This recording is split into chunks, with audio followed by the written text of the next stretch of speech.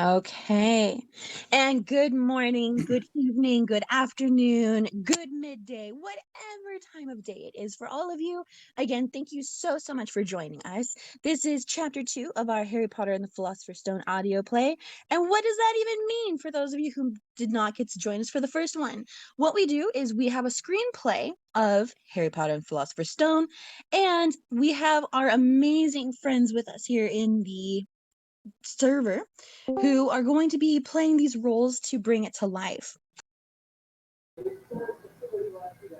So we have with us today, reprising their roles from chapter 1, we have Yazzy, aka Nimmy, aka Sarika, who is going to be reprising her role as our amazing narrator. We have Finn, who is reprising his role as Hagrid. Can we please give them a round of applause and a warm welcome back?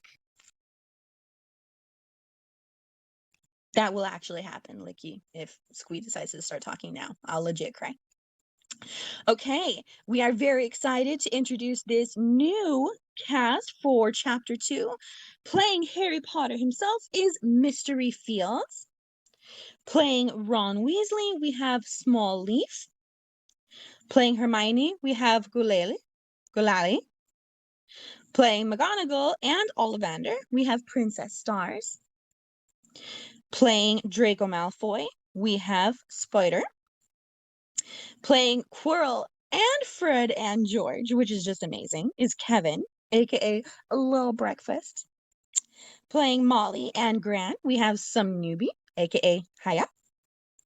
Playing Ginny and the bartender, we have Addie. Dumbledore, Neville, and Percy, quite ambitious, is Jax.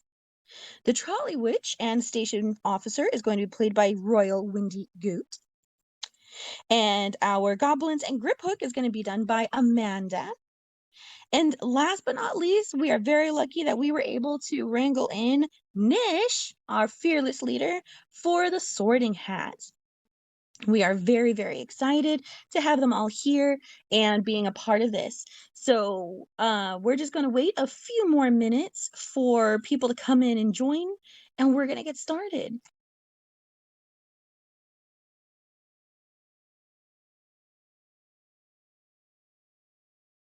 For anyone who is familiar with some of these roles, like the trolley witch and station officer, I think you can try to get an idea of what part of the play we're going to be in. So, in the beginning part of the Philosopher's Stone, what do you guys remember best, from reading the books? What did you find the most magical about Harry's introduction into the wizarding world? Go ahead and type it out in the Great Hall.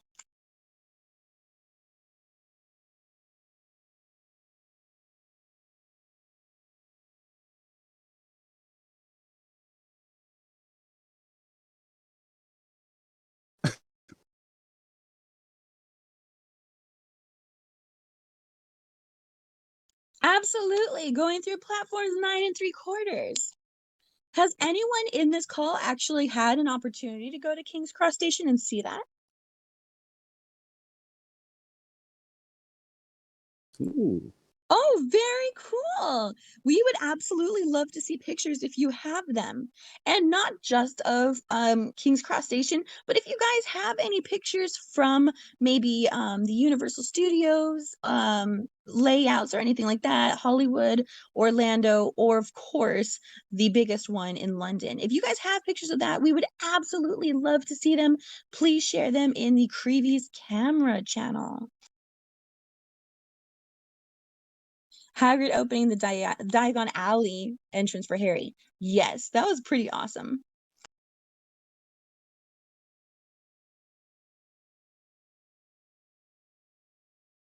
I know, cutie. It was too bad with, the Muggle virus going on and everything. I think it kind of put a pause on a lot of people's travel plans. But you know what? That is okay. I think we've all learned an awful lot this year, and we'll be able to get back to those things at some point.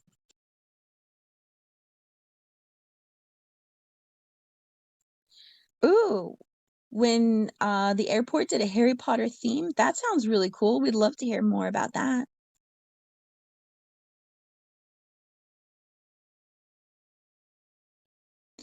Yes, and for everyone who's celebrating Diwali, we would absolutely love to hear all about that as well. Let us know what you guys are doing to celebrate. Let us hear all about it. Oh, and happy birthday to Pop-Tart's mom. Okay, guys, it is time for the play. So without further ado, we welcome you again to Chapter 2 of our audio play. Whenever you're ready, Yazzy, why don't you get us started? Alright, ready everyone? Here we go. A dark, shabby pub. In a corner, a same old woman seen drinking one smoking pipe as long as her arm. Up front, a tiny man in a top hat talks to the bartender, who resembles a gummy walnut. Harry and Hagrid enter. Hagrid, the usual, I presume. Good Lord, can this be him? Bless my soul, it's Harry Potter!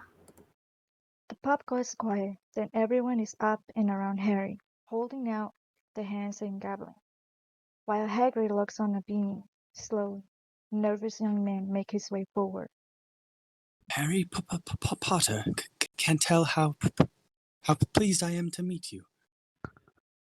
Professor, didn't see you there. Harry, this is Professor Quirrel. He'll be your defense against the dark arts teacher at Hogwarts. Fearfully fascinating subject. Not that you need it, eh, Potter? Quirrell's eyes flutter nervously over Harry's scar. Yes, well, let's get on. Lots to buy. See, told you was famous.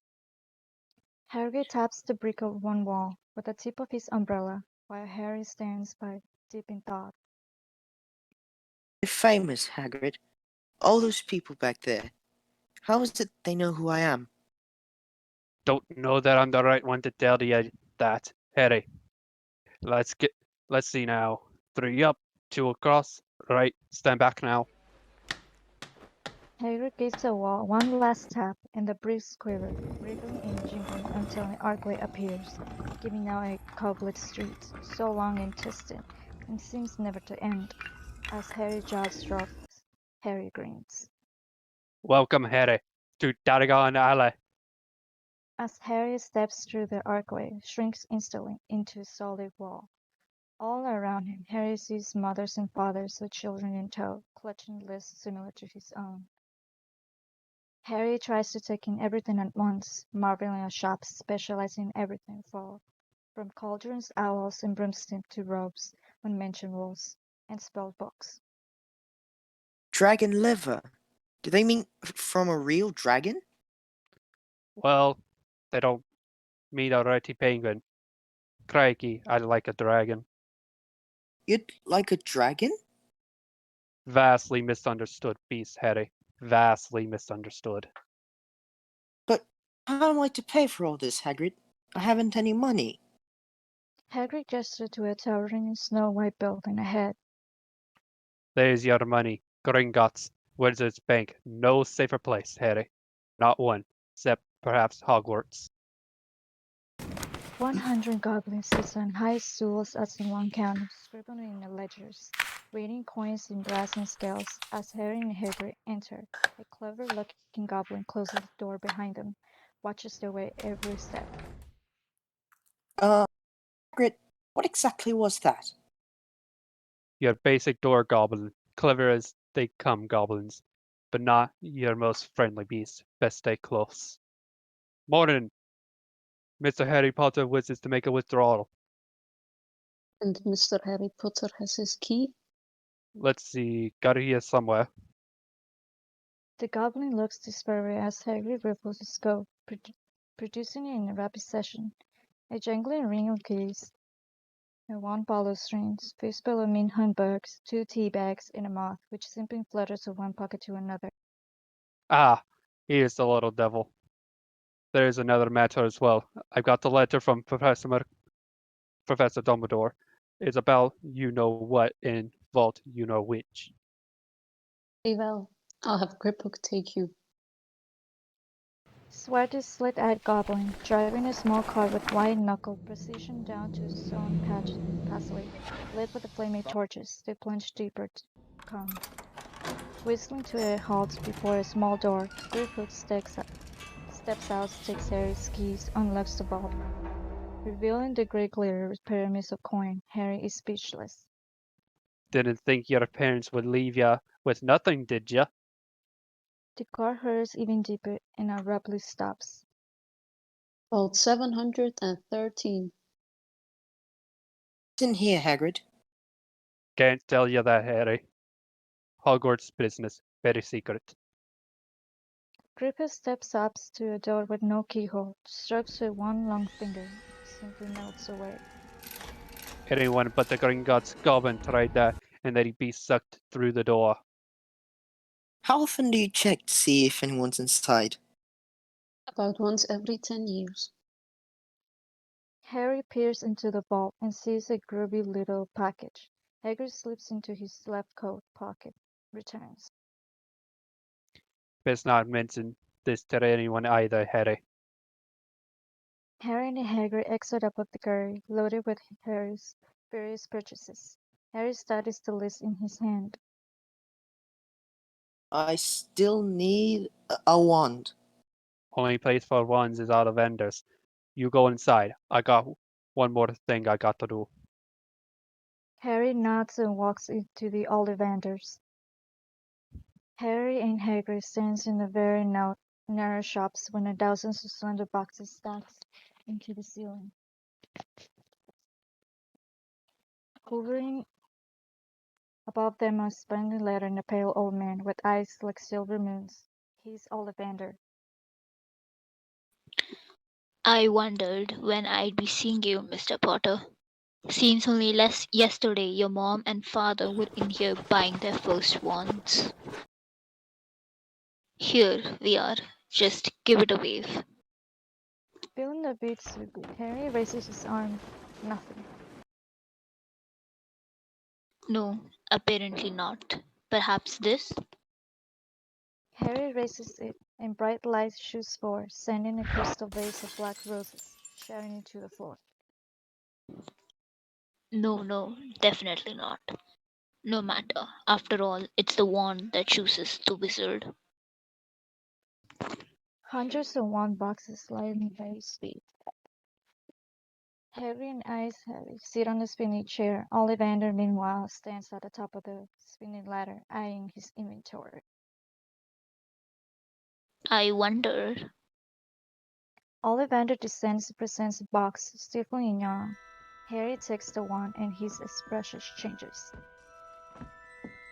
Go on then. As Harry extends his arm and his hand trembles, a breeze stirs, sending the shop's tiny bell ringing. Pages of the book glitters on the counter and Harry's hair feathers off his forehead, showing his scars. Astounding, Harry smiles then. Ollivander slips the wand from his fingers, and the breeze dies. The shop returns to its eerie calm. Curious. Very curious. Sorry, what's curious? I remember every wand I've ever sold, Mr. Potter. It so happens that the phoenix whose tail feather resides in your wand gave another feather, just one other. It's curious that you should be destined for this wand when its brother gave you that scar. And who owned that wand? As I said, the wand chooses the wizard, Mr. Potter. It's not always clear why, but I think it's clear we can expect great things from you. After all, he who must not be named did great things. Terrible, yes, but great. Harry looks out the window, sees Hagrid standing there, holding a cage with a snow-white owl inside.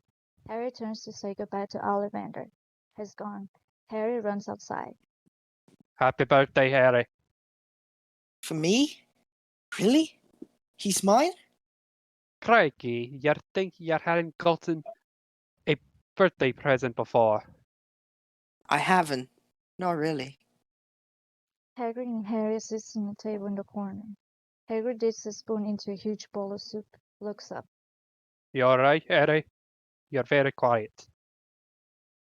He killed my parents, didn't he? The one who gave me this. You know, Hagrid. I know you do.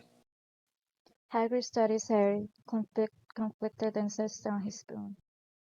Of course I know. Who did you think carried you out of your parents' house Halloween night 10 years ago? Who do you think brought you to Dumbledore and watched him lay you on your aunt and uncle's doorstep? Of course I know, Harry. Hagrid leans closer, his eyes gleaming into the dim pub. First, understand this, 'cause it's important. Not all your wizards are good. Some go bad. Years ago, there was this one wizard who went as bad as you could go. His name was... Maybe if you wrote it down. Nah, can't spell it. Alright. Voldemort. Voldemort. Hagrid shivers, folds up his hand, and glances quickly about the shadows of the pub before continuing. Dark days those were, Harry. Fold you-know-who started looking for followers. Got 'em too. Anyone that stood up to him ended up dead, including your parents. No one lived once he decided to kill them. Not one. Except you. Me? Voldemort tried to kill me? That's no ordinary cut on your forehead. A mark like that only comes when you have been touched by a curse. An evil curse. But what happened to you know who? Some say he died. Called Swabble in my opinion. I reckon he's out there somewhere, just too weak to carry on. But one thing's for certain, Harry. Something about you stumped him that night. That's why you're famous. That's why everyone knows your name. Hagrid leans closer one more, and this time his voice is barely a whisper. You're the boy who lived. Harry and Hagrid landed with a heavy trunk and a snowing owl. Stand outside the station in a shimmery dawn light. Hagrid checks his watch, looks suddenly urgent. Blimey, look at the time. Afraid I have to be leaving you now, Harry. Dumbledore will be waiting. He'll be waiting to see me. There's your ticket. Leaves in about 10 minutes' time. Just make sure you stick to your ticket. That's very important, Harry. Stick to your ticket. There must be something wrong, Hagrid. This says platform 93 courses. There's no such thing. Is there? Harry looks up, but Hagrid is gone. Harry dashes through the bustling King's Cross, sliding into the hall in front of the pair of platform signs. One reads 9, one reads 10. Harry turns to the passing station officer. Excuse me. Can you tell me where I might find platform 93 courses? 9 3/4. Think you're funny, do you? 9 3/4 indeed. Harry looks about despairingly, then hears. Act with muggles, of course. Harry turns disappointedly Mrs. Weasley, hurrying along 4 red-headed boys and their little red-headed sister, Ginny. The boys all tow trunks identical to Harry. All right. Percy, you first. Harry watches the tallest boy walk straight over the dividing barrier and vanish. Harry squints in confusion. Next, Mrs. Weasley turns to a pair of cheeky twins, Fred and George. Fred, you next. I'm not Fred. I'm George. Honestly, woman, you call yourself our mother. Sorry, George. Only joking. I am Fred. Fred dashes up, trailed by George. They too vanish. Excuse me. Could you tell me... How to get onto the platform? Not to worry, dear. It's Ron's first time to Hawked as well. Harry looks at the youngest red-haired boy. He is tall and gangly, presenting a smudge on his nose. All you have to do is walk straight at the barrier between platforms 9 and 10. Focus. But don't stop and don't be scared. You'll crash into it either. Best do it at a bit of a run if you're nervous. Harry looks and shrugs, sprinting at full speed, the barrier coming closer and closer. He shut his eyes and slid onto the platform, mingling with people. A sign above reads Hogwarts Express. Below it sits the scarlet semi-engine. Harry glances behind, sees a wrought iron archway where the barrier had been, with the words platform 9 3/4 on it. Just beyond he sees King Cross and the world he's left behind. Harry struggles with his heavy trunk as all around him people say goodbye to their families. A round-faced boy, Neville Longbottom, turns frantically to his Gran. Gran, I've lost my toad again. Oh, Neville, honestly, not again. Further up, a boy in dreadlocks, Lee Jordan, holds a box. Only give us a look. As Lee lifts the lid, a long hairy leg protrudes and the student shrieks. Unimpressed, one of the twins spots Harry struggling. Want a hand? Please. Oi! Come here, Fred. Take a handle. Fred and George have Harry's trunk atop the other. Similar trunks while Harry sets Hagrid with the owls. Harry wipes his sweaty hair off his brow, revealing his scar. Thanks very much. Blimey, you're Harry Potter. Oh, him. Yes. Me. I am. Fred, George, I think about it, Ginny. Miss Weasley stands waving the red-haired girl, clinging to her dress. The twins take one last look at Harry, dash off. Harry exits the crush of the aisle, enters an empty compartment very much along his seats, peers out the window as Percy Weasley strides forth in the billowing black robes. Have to go, Mother. The other prefects are expecting me up front. Mom, guess who's on the train right now? Harry Potter. Oh, Mom, can I go see him, please? Certainly not. The boy isn't something you goggle at in a zoo. As the whistle blows, all right, on you go, all of you. Ron, what's that on your nose? She goes for a handkerchief, but Ron spins away. She sighs calls after the twins. You two, watch out for your brother, and behave yourselves this year. If I get one more owl telling me you've blown up a toilet or something. Blown up a toilet? We've never blown up a toilet. Great idea, though. Thanks, Mom. As the train moves out of the station, Ginny chases after Harry, watches her from his window until she drops back. King Cross and the life is known drift away.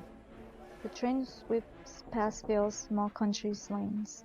Harry sits quietly, then the compartment door slides open. Ron stands there, seeing Harry. He hesitates. Mind, everyone else is full. Oh, not at all. I'm Ron, by the way. I'm Harry. I heard. Is it true? I mean, have you really got the, you know? Without prompting, Harry lifts his hair, shows the scar. Wicked. Are your family wizards? Huh? Oh, I think so. Well, Mum's got a second cousin who's an accountant, but we never talk about him. I heard you went to live with Muggles. What are they like? Horrible.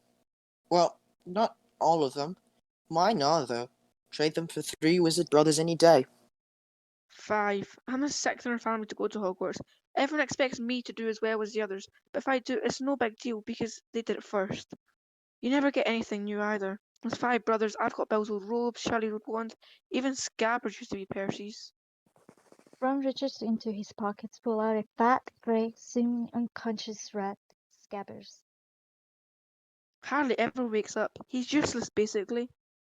Percy's got ill for making prefect, but Mum and Dad couldn't afford. I mean, I got Scabbers instead. Ron looks embarrassed. Just then, a dimpled woman pushing a trolley full of sweets pops her head in. Anything off the trolley, dears? Ron mumbles, no thanks, takes out a lumpy sandwich. Harry studies him, then digs into his pockets, heavy with a coin. A lot.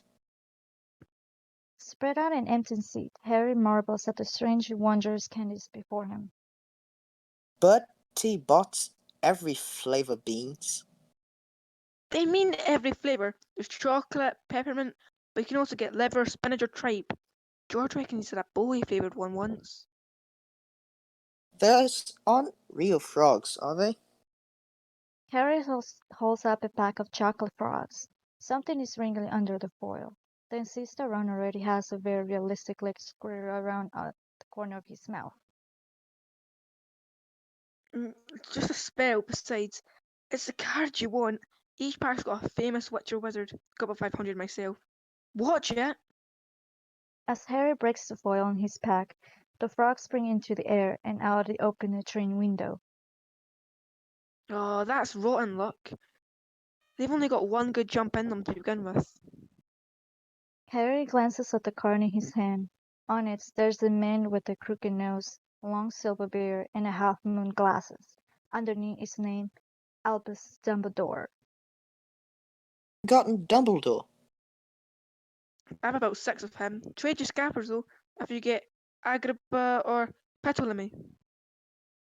Considered by many the greatest wizard of modern time, Dumbledore is particularly famous for his defeat of the dark wizard Grindelwald in 1945, for his discovery of the 12 uses of dragon's blood, and his work on alchemy with his partner Nicholas Flamel.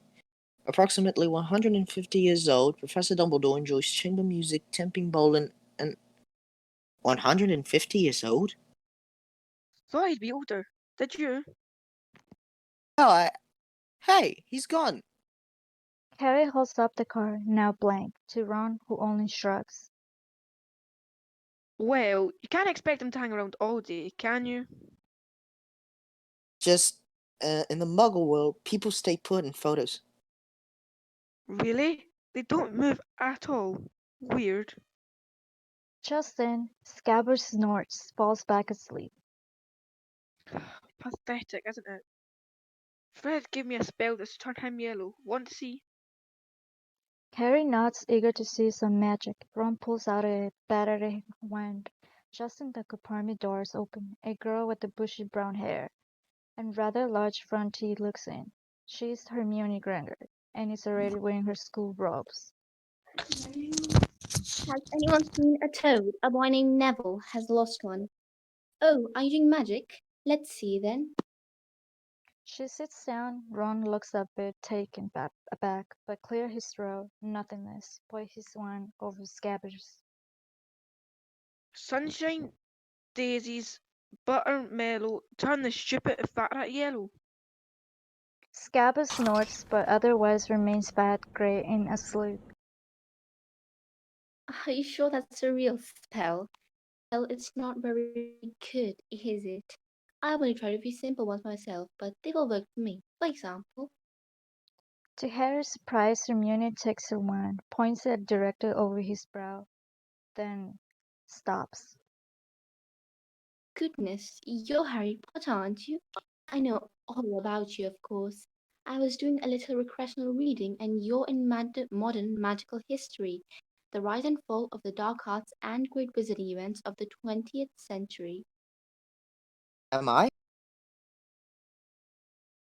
Didn't you know? I'd have found out everything I could if it was me. Anyway, Oculus Reparo. Instantly, the crab bridge of Harry's glasses is mended. There, that's better, isn't it? I'm Hermione Granger, by the way, and you are? Ron is still staring at the glasses, feeling a bit outdone. Ron Weasley. Pleasure. Do either of you know what house you'll be in? I'm hoping for Gryffindor. I hear Dumbledore himself was in it, but I think I might just die if they put me in Slytherin. That was you-know-whose house. Anyway, you two better change into your robes. I expect you'll be arriving soon. You've got dirt on your nose, by the way. Did you know? As she exits, Harry and Ron just sit staring at the door. As the Scarlet engine hisses to the stop, Harry and the others spill out. Harry's rose shimmers grandly, while Ron's second-hand silk shows a bit too much sneaker. First years over here. Hagrid gives Harry a wink as he comes looping out of the darkness, swinging a lamp. Ron, preoccupied with sweeping his nose clean on his robes, stops dumbstruck by Hagrid's size. A fleet of tiny boats glides silently over a glassy lake. Harry rides with Ron, and Hermione and Neville Longbottom gazing at the dark trees of the forest that surrounds them. A glint of silver flickers through the black trees, like a dream. Harry watches transfixed. Then, You there! Don't be throwing your fingers in the water. You might find you don't get them all back. Harry turns and sees that Hagrid is speaking to a pointed-faced boy, Draco Malfoy. Malfoy eyes Hagrid darkly, whispered to a pair of thick-looking boys, Crabbe and Goyle. Harry peers into the black water, sees his own pale face looking back. Then a soft glitter of reflected light dances on the surface. He looks up and watches a magnificent castle drift into the view. Hogwarts. Harry and the others enter a grand entryway lit with flame torches. Professor Mcgonagall, a rather severe-looking witch in an emerald cloak, stands before a pair of towering doors. She lifts her chin and surveys the new students. Welcome to Hogwarts. In a moment, you will pass through these doors and join your classmates. But before you can take your seats, you must be sorted into your houses. They are Gryffindor, Hufflepuff, Ravenclaw, and Slytherin. While here, your house is in many ways your family. Your triumphs will earn your house points, while any rule breakings will lose points. At the end of the year, the house with the most is awarded the House Cup, a great honor. I hope each of you. Just then, a rather large toad springs forth. Trevor! Neville, blissfully relieved, gathers his toad, then peers from him on the Professor McGonagall robes. Will be a credit to whichever house becomes yours. The sorting ceremony will begin momentarily. Professor McGonagall glowers at Neville, then exits. As she goes, there is a brief clamor of sounds from the students waiting in the great hall beyond. What do they sort us? Some kind of test, I think. Fred says it hurts like hell, but I'm sure he was only joking. At least, I think he was. Just then, Draco Malfoy pushes through the crowd, shouted by the boys from the boat. Malfoy stares openly at Harry's scar. It's true then, what they were saying on the train. Harry Potter has come to Hogwarts. Harry's eyes slide, oppressed to the other two boys. Oh, this is Crabbe and Goyle, and my name's Malfoy. Draco Malfoy. Wrong cause. My skin is nigger. Malfoy's eyes narrow. Think my name's funny, do you? No need to ask yours. Red hair, freckles, and a hand-me-down robe. You must be a Weasley. You'll soon find out some wizarding families are better than others, Potter. You don't want to go making friends with the wrong sort. I can help you there. Malfoy extends his hand, but Harry's gaze remains level. I think I can tell the wrong sort for myself, thanks. Malfoy's eyes glitter with rage. Finally, he drops his hand, turns away. Well, he's rather disagreeable, isn't he? Ron and Harry turn. See Hermione just then. Professor McGonagall returns. We are ready for you. Harry and the others file into Stranger's splendid place, lit by thousands of candles floating in the mid-air over 4 long tables lined with students. Harry looks to the windows below the ceiling, by glorious stars and an icy blue moon. It's not real, the ceiling. It's only bewitched to look like the night sky. I read about it in Hogwarts, a history. Professor McGonagall sweeps to the front of the room, where a wizard hat, patched and frayed, sits on a stool. Before we begin, Professor Dumbledore would like to say a few words. Harry watches with great interest as the great wizard himself rises from his seat at the high table. Yes, and here they are. Nitwit, Blubber, Oddment, Tweet. Thank you. The grey hat thunders with applause. I hear he's a genius. As the applause subsides, the hat twitches. At the brim, a rip opens wide, and the hat begins to talk. Oh, you may not think I'm pretty, but don't judge on what you see. I'll eat myself if you can find a smarter hat than me. You can't keep your bowlers black, your top hat sleek and tall, for I'm the Hogwarts sorting hat, and I can cap them all. There's nothing hidden in your head the sorting hat can't see. So try me on, and I will tell you where you ought to be. You might belong in Gryffindor, where dwell the brave at heart. Their daring nerve and chivalry set Gryffindors apart. You might belong in Hufflepuff, where they are just and loyal. Those patient Hufflepuffs are true and unafraid of toil. Or yet in wise old Ravenclaw, if you've a ready mind, where those of wit and learning will always find their kind. Or perhaps in Slytherin, you'll make your real friends. Those cunning folks use any means to achieve their ends. So put me on.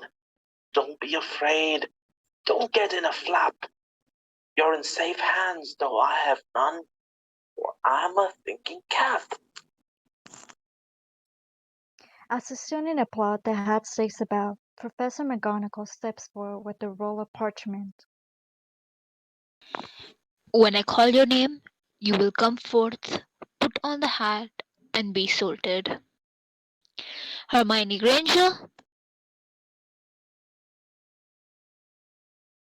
Oh dear, it's here, isn't it? The moment. Goodness, what if the hat says nothing and we're all just left standing here forever?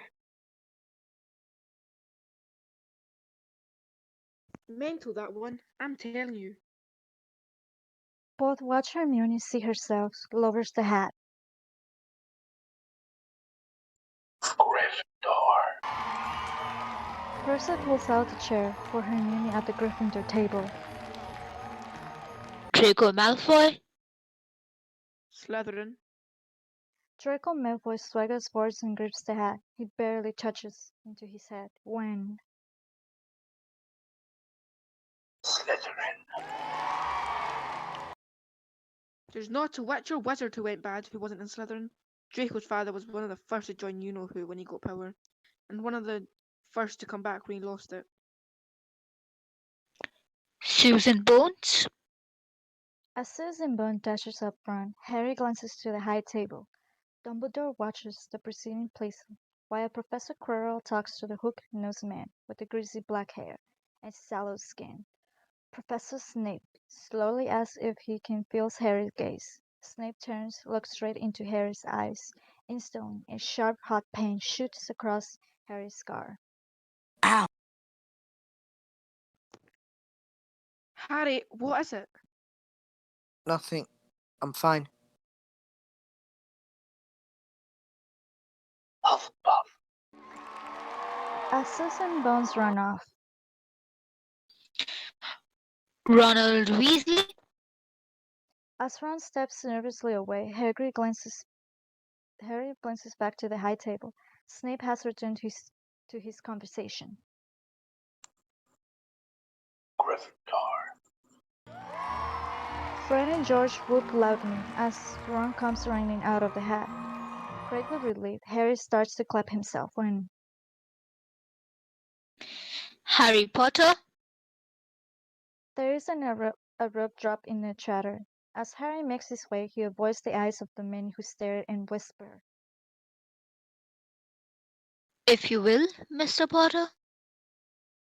Harry sits, takes the hat, and slowly lowers it. He waits, then the hat begins to speak. Difficult. Very difficult. Plenty of courage, I see. Not a bad mind either. This talent, oh yes. And a thirst to prove yourself. But where to put you? Harry grips the edge of the stool, closes his eyes, his lips move ever so slightly. Not Slytherin. Not Slytherin. Not Slytherin, eh? Are you sure? You could be great You know, it's all here in your head. And Slytherin will help you on the way to greatness. No doubt about that. No. Well, if you're sure, better be Gryffindor.